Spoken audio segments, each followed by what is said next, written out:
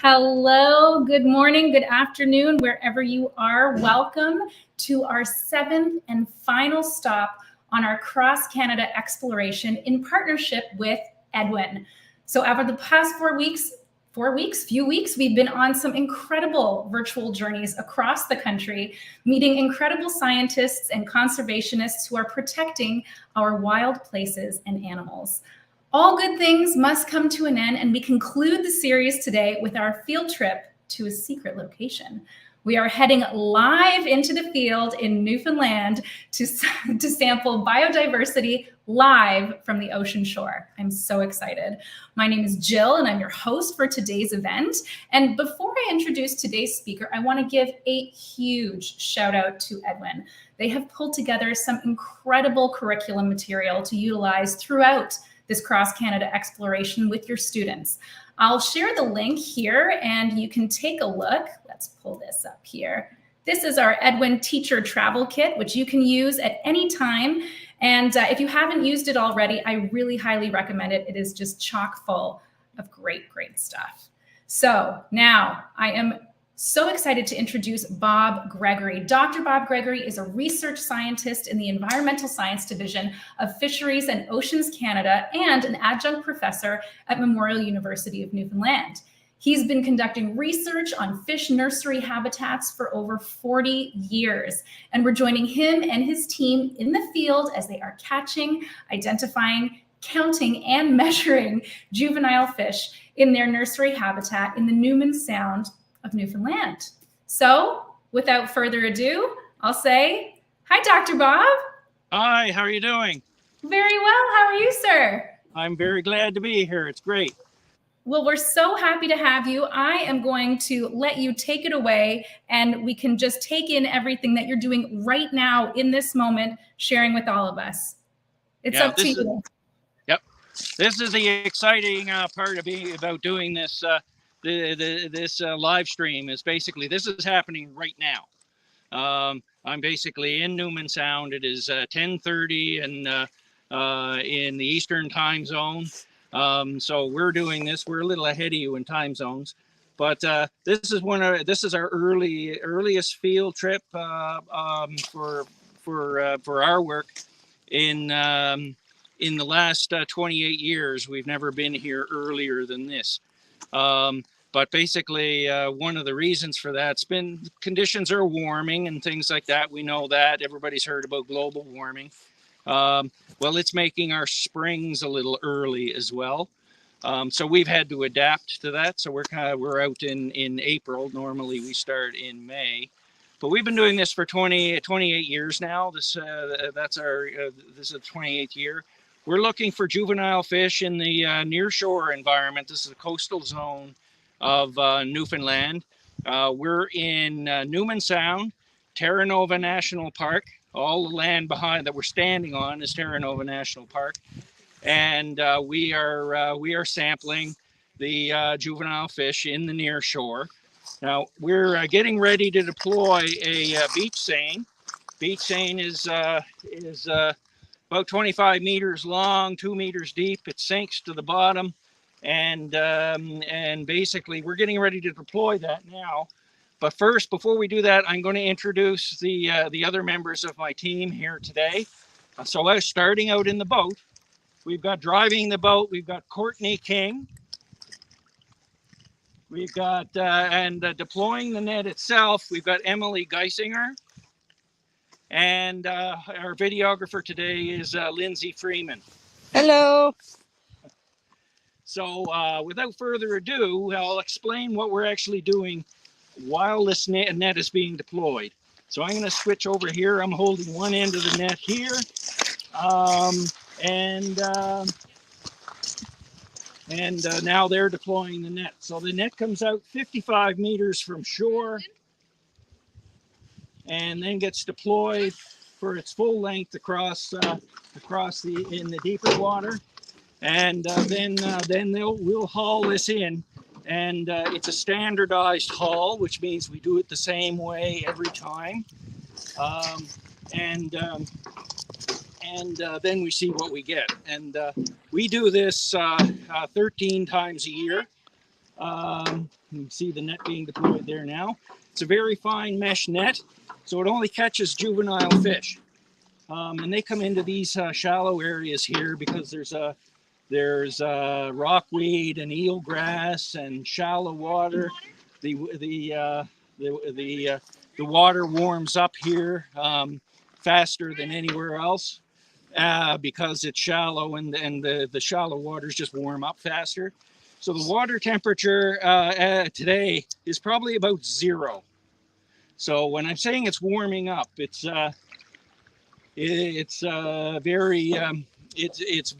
quite literally just warming up a little bit.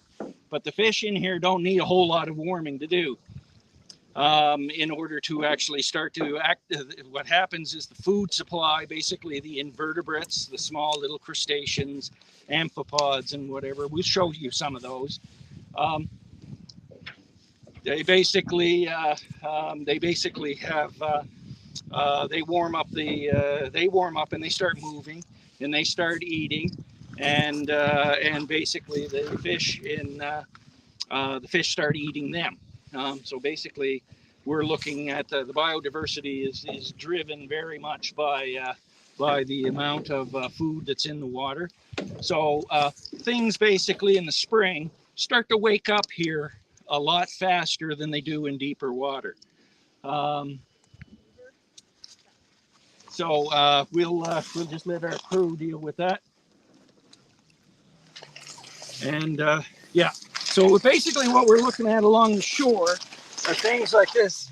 This is rockweed, and this is low tide here.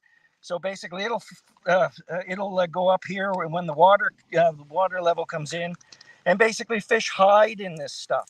And you can see why if you look at that. If you got a fish this long, a very small juvenile fish that's this long, basically this is really good hiding places for them. And it's all over the place here, and they use that habitat to hide in. They also use eelgrass, and hopefully we'll get a little bit of that.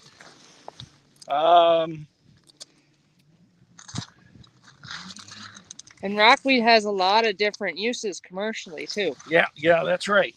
So a lot of the seaweeds along the shore have there's Irish moss. We don't have any of that here, but that produces actually a substance called carrageenan, which actually goes into your ice cream. Basically, it's one of those things that's very critical for that.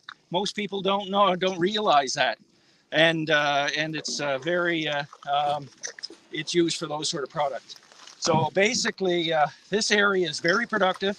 Coastal zone is more productive even than jungles in the world. So you hear a lot about the Amazonian rainforest and at that sort of thing.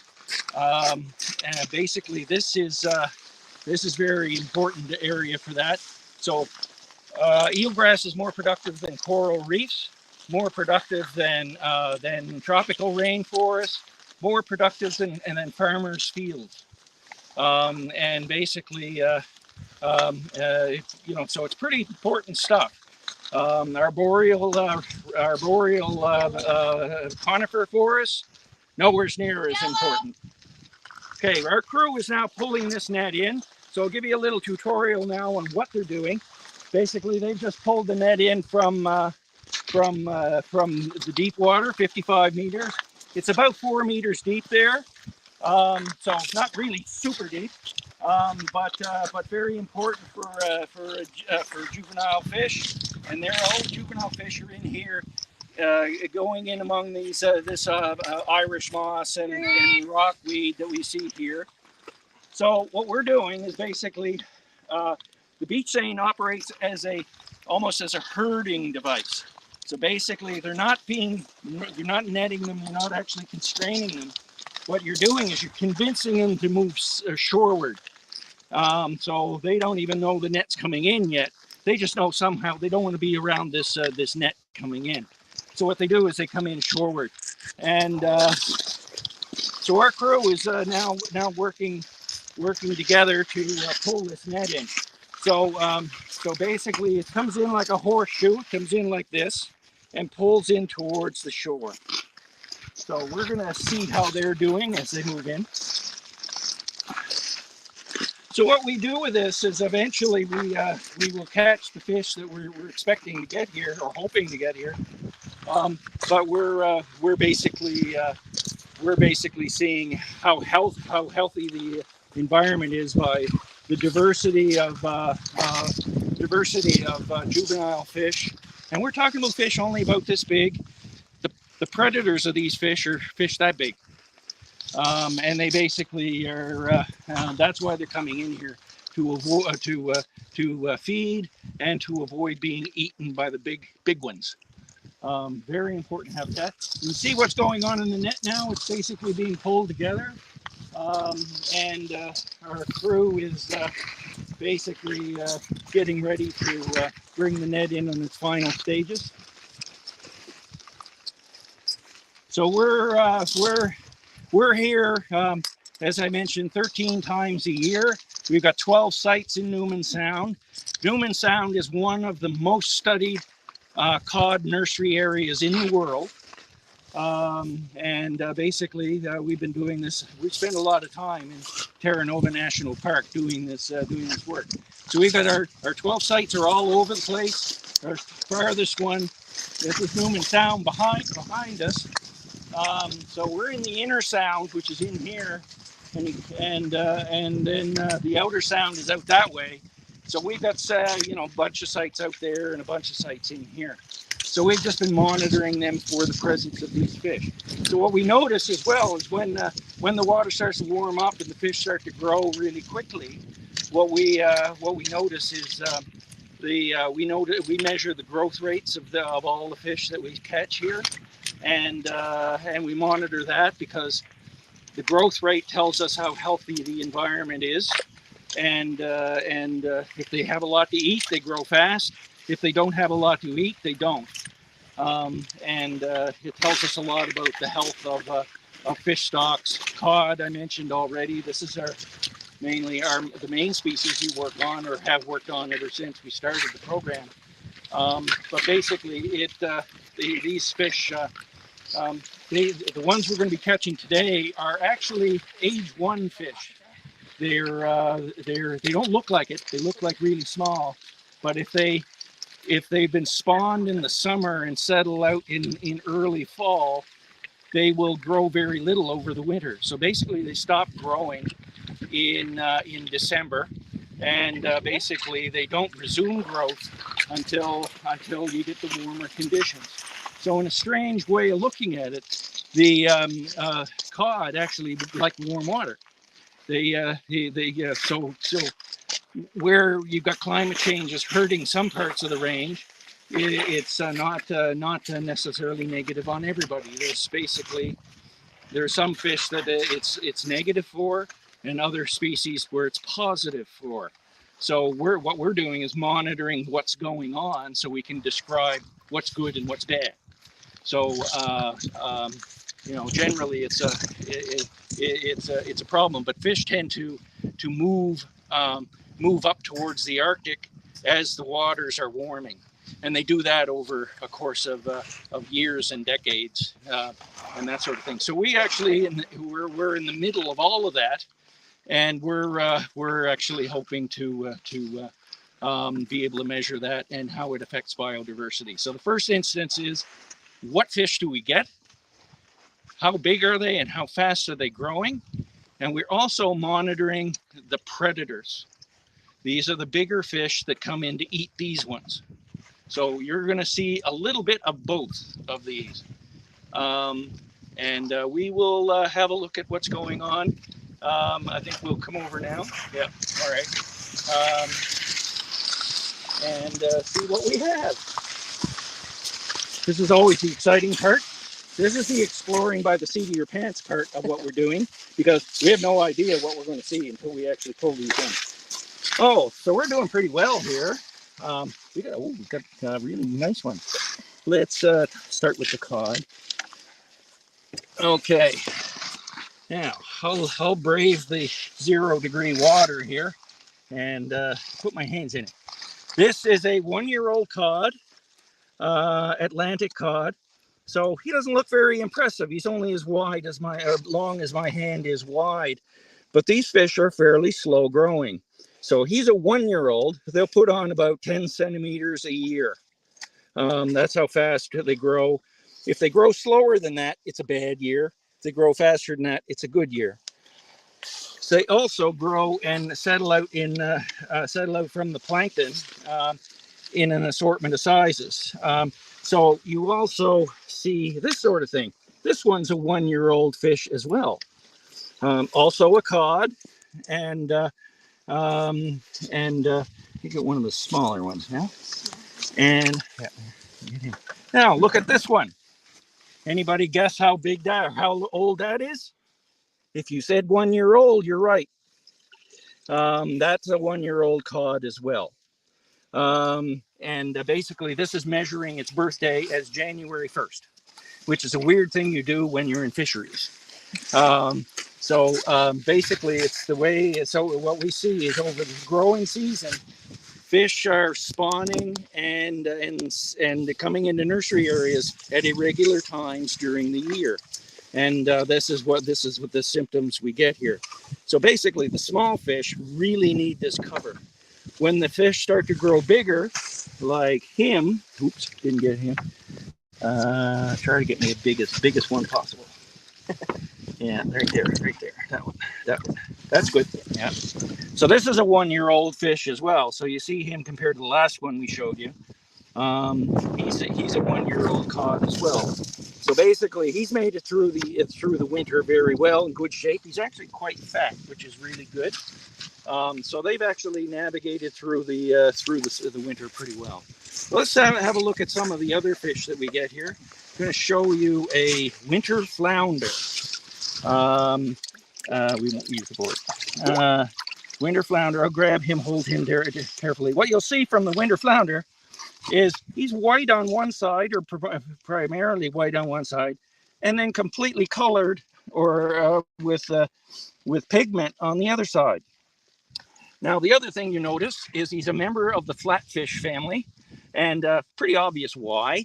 But there's some species that are what are called left-eyed flounder and right-eyed flounder. Winter flounder are right-eyed flounder. And you see the two eyes are on the top of the head. It looks like the top, but it isn't. You can see there's something wrong there.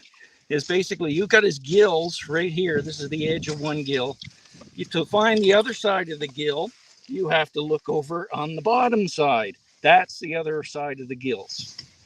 Basically, this fish is lying on its side. So this is the dorsal fin, the top fin. This is the ventral fin, the bottom fin. And they basically swim sideways. And in order to adopt that lifestyle, the eye has to migrate over the top of the head to the right side of the animal's body. So that's what you see here. And then they heavily pigment this side of the body, and then they don't need any pigment over there. Pigment's very expensive evolutionarily to produce metabolically, so they basically don't need it because they're lying on the bottom.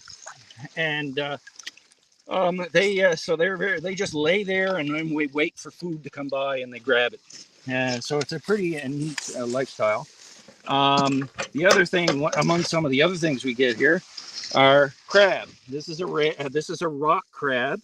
You can see he's trying to eat. He's trying to bite me. He's trying to grab me with his claws. But I know how to grab him. For the most part. But basically, I'll put him back in the water soon. He just doesn't like me grabbing him. But basically, this is a very young crab. He's probably about 3 years old. And you can tell that by the width. This is called the carapace width. This is called the carapace here. He's got 10 legs, like a lobster. He's got 10 legs, and including the front 2 that are modified into claws. And yes, he defends himself very aggressively by putting out his claws like to grab you, as in, don't come any closer to me. And so it's pretty neat. And then the other legs are called walking legs. So we'll put him back. We'll pay attention to what he's asking. And here's the first of our predators. So you can see he's a much bigger fish than our cod. Let's get a small one. Nope, don't measure him. Just get a cod there, small cod, and then you can see the size difference. Okay, so this one eats those, and that's why he's here. So basically, he's trying to hunt them down, and he basically lies in wait on the bottom. He's colored on the top. Again, light underneath. That's common in a lot of these coastal zone fish. And they basically just waits for something to swim by, and then he'll attack it. He's basically got a big mouth, and you can see that here, and he will aggressively attack those. We'll put him back. That's a shorthorn sculpin. Yeah, he's a shorthorn sculpin. There's many sculpin species. The horns refer to this. These are spikes on the side of the gills, and but basically he just lies on the bottom, much like the flounder does. But he's not. If he was a flounder, he'd be laying like that. Okay. This one's another predator. This one is a rainbow smelt. He's a relative of brook trout, Atlantic salmon, and oops, him again. Yeah, thank you. We'll just hold him in the water. So he's much bigger than the cod as well, and he is basically got a big mouth with lots of pointy teeth, and he'll grab a cod of the small sizes we were talking about before really well. We can release that back in there. Do we have? Yeah, we'll grab some shrimp. Yeah, just bring them up close to the surface. Yeah, there. Okay. Then there's a variety of invertebrates. Hold that a minute. A variety of invertebrates like the crab that we saw. This one is a predator himself, but he's a predator of other invertebrates. And this one's called a he's called a mud shrimp or a sand shrimp. So he basically hunts these other invertebrates, but basically he's another type of species which has claws in the front. His claws are just a lot smaller, and he has the set of walking legs that basically there's 8 walking legs. So we'll put him back. He's not going to bite me most of the time. So we haven't annoyed him enough for him to bite me. So we'll put him back. We what do we got? We got a mysid around. There should be mysids in there. Yeah, you just push them around. We'll grab them first, and it's fine. Whatever we can get. None yet. Do we have our eelgrass?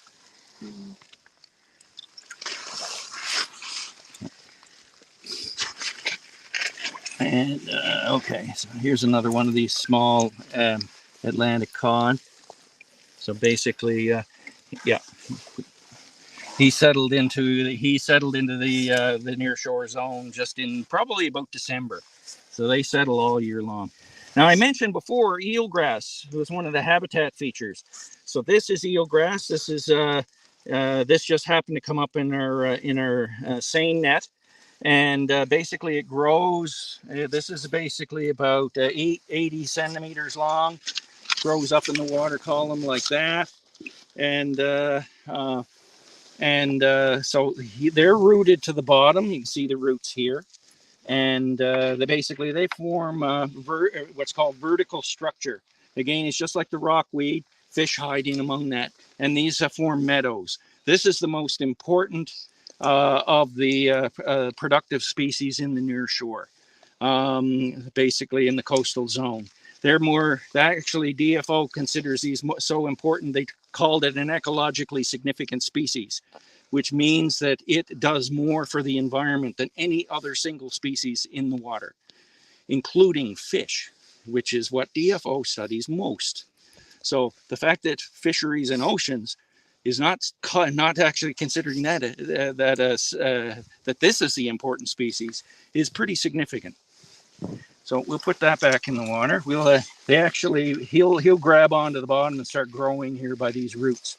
But he's very much a terrestrial plant, just like the grass in your lawn. they grow like that as well.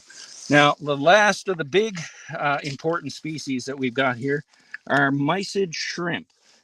Now you can see those. You got 4 of them right here, and that's these guys. They basically live in the near shore. Predominantly, that's the only place they live, and they are food for bigger fish as well. So they like eelgrass, and they like it in thousands. So basically, they form the food for cod and the winter flounder that I was showing you before, and even the predators will eat those. And that's pretty much what we've got. Did we get an amphipod? Get your sticklebacks. Oh, stickleback! Oh, they're fascinating. Let's get them. Get right there. You got them. Okay, we got them. Sticklebacks are fascinating because they're shallow water species as well. They're small-bodied and they're armored. So basically all the silver stuff are very big scales. So you have to be a big fish to actually eat this. They also are armored in a special way. And I'm going to try to show this to you if I can, because they have spikes on them. Now there's one. I'm going to show you if I can get him to move. I won't, got to be careful not to squeeze him. But there's one of his spikes. Did you get that? Mm-hmm. Yeah. And basically what they do when they get threatened, we'll release him. When they get threatened, they basically have spikes on their top side, spikes on the ventral side, the stomach, and on the fins. Basically what they do is they get threatened, they throw the spikes out like this, and then they lock in place. They basically have a way to lock their spines, and they become a lot safer from a lot bigger fish than you would ordinarily think. So you won't find them in the stomachs of even the rainbow smelt that we were talking about before. They won't even go after them because they're not big enough. They'll only go after smaller fish. And that's a couple of other invertebrates we're getting. This is snail. This is it's called a Littorina littorea, which is basically a very common snail. But you can see there's this is the spot where we they sort of seal over when they're in dry land, because they can actually live in dry for an hour or two. So you often find them very, very close to the shore. If you've got a very big fish, and I'm talking about a fish that's basically as long as your arm, they'll eat those. We'll put him back. There's a mussel in there. And there was a mussel. Okay. I'm not. I think we're pretty much. Yeah. We've yeah. So this is basically a as far as cod goes, this is actually a very good net haul that we just did, because they're very early in the spring, so they haven't started to come in a large numbers yet. So we're now aware from the work that we do here that these fish aren't quite ready to come into shore yet. It's still too cold, but they are starting to explore it, and so they're sampling that out. So this is a really good indicator of the biodiversity that we have here. And of course, as you get deeper, there's more species that are represented as you do that. That basically makes a very big picture for the coastal zone. Especially with things like winter flounder, they're coming in to feed. They will be spawning in a few months, and they're coming in to sort of check things out. One thing I did want to mention about the winter flounder, I just noticed it now. This particular winter flounder has been attacked by probably another fish, and he's got a healing wound right now. So there's something has attacked this fish, and that's basically one of the other reasons why they like to come into shore, is to avoid these bigger predators. So this one almost got him on the way through. We will get fish that do that, that you see wounds on them. So it's you know, once you're very numerous in the spot, predators will start to figure out where you are, and they will start to move in so they can get big themselves. And these are very tasty for if you're a fish. And also mammals will eat these, like otter. We have a lot of otter in Newman Sound, and we have eagles, and we have osprey. And osprey like attacking those winter flounder as well, and they will. You can see sometimes wounds on their bodies. So we notice all of those things when we're here, and we detect that. We keep monitoring those sort of things to see how healthy the coastal zone is getting, and global warming, of course, it's happening.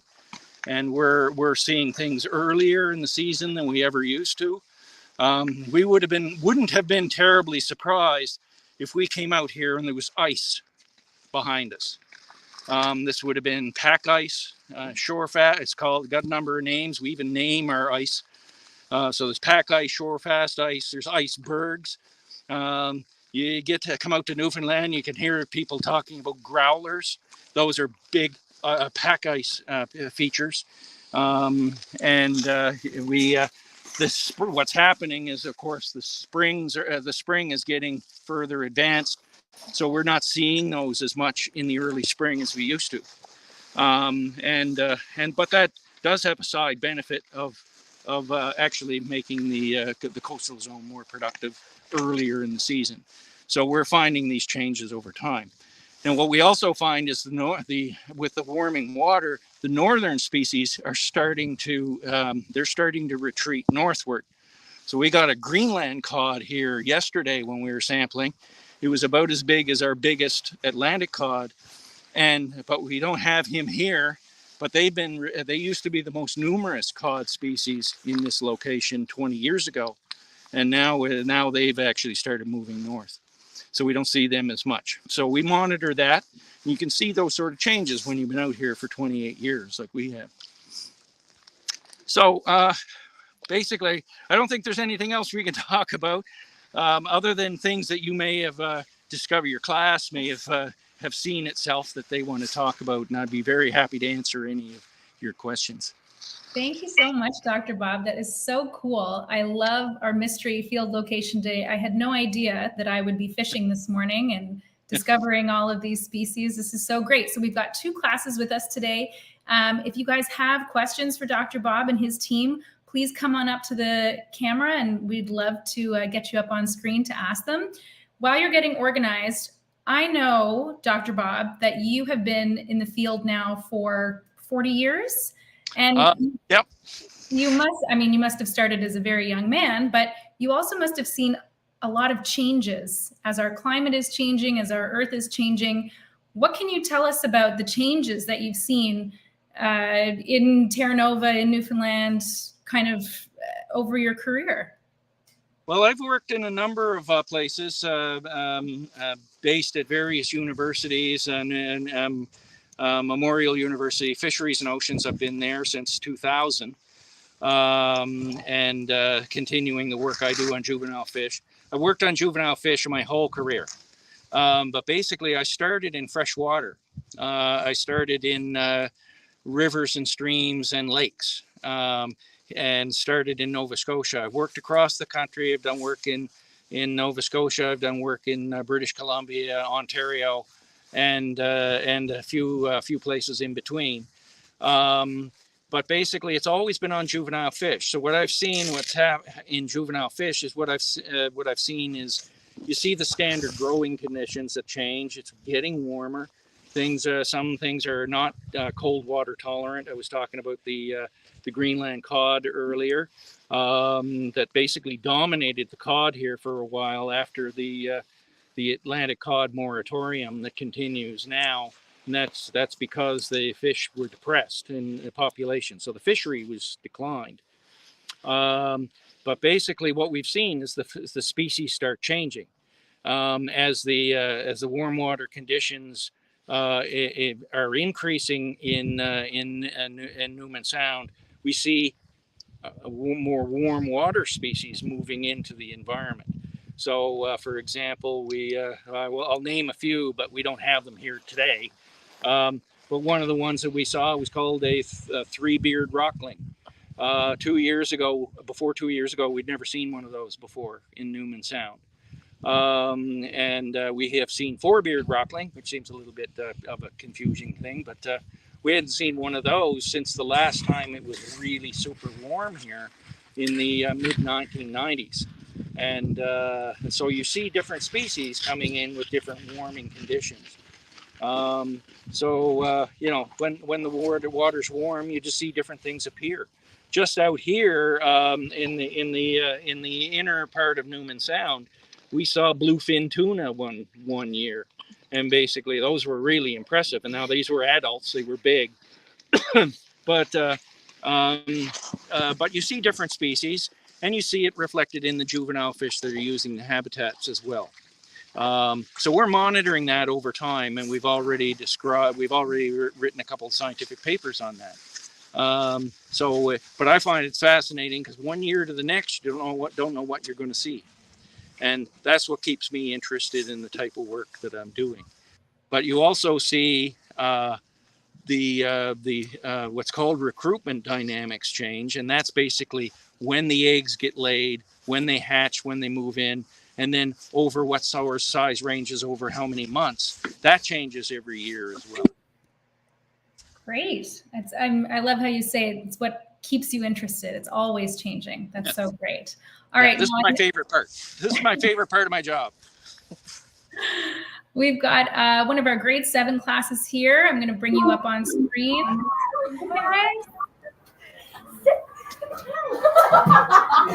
Go ahead with your question for Dr. Bob. Earlier, Dr. Bob had said that the predators of small fish are bigger fish, but don't fish usually have baby fish?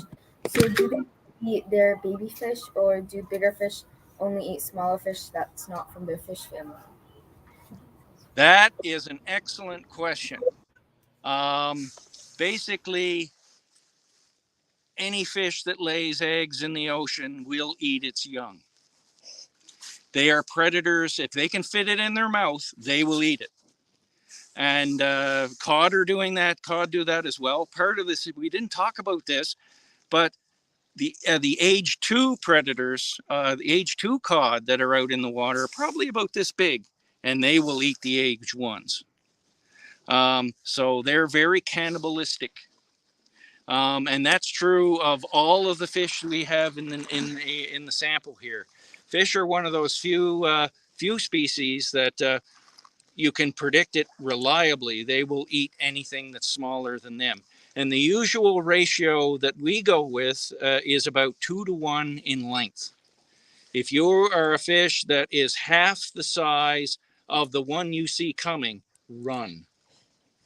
If you and some fish are actually it's a little even more than or more or less than that. But 2 to 1 is a really good yardstick to use, if you want to call that meter stick, I guess. So very good question. Yes, they will eat their own young. But not winning any parenting awards, I guess. No, they don't. And even there are fish in the ocean, and catfishes are one of them. They will brood their own young. So they basically, and sometimes they'll even brood them in their mouth. Just seems a little weird. But they'll brood them in their mouth and look after them, and then they'll swim away. And once they swim away, later the same day, the mother will eat them. So figure that one out. All right, we've got another question from our grade 7 class. Go ahead. Is there a way to track and determine why some fish are bigger than others?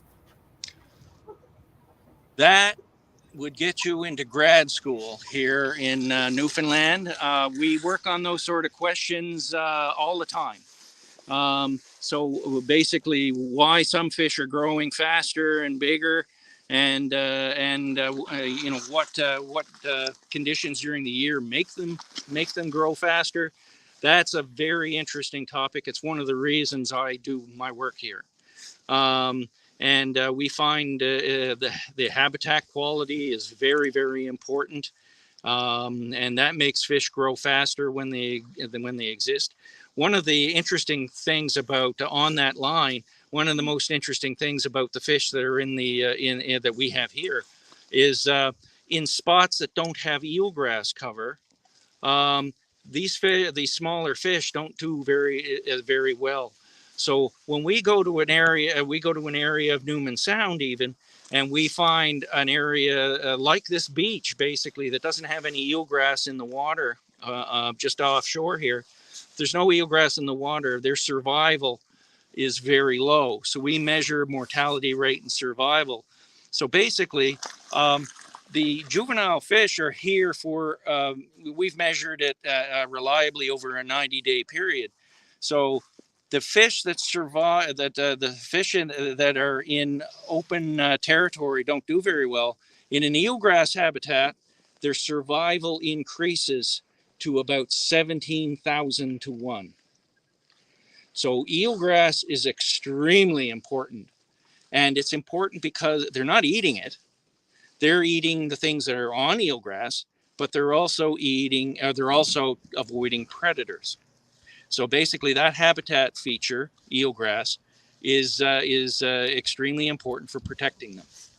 And how that works over their lifespan is very important. Wow, that's great. Okay, one more question from our grade 7 class before we wrap. Go ahead. Is there a certain number of scales on the rainbow trout when they reach adult stage?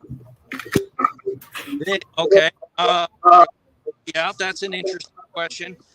They basically form most of how many scales they're going to have very early in their juvenile life, and then the scales grow. So basically, they have the same number of rows of scales, if you want to call it that. And basically, what they do is the individual scales start to grow. Now, they grow in a very particular way.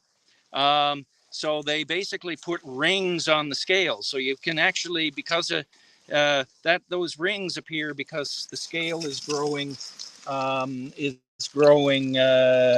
slowly during the winter and very quickly during the summer when the food is good.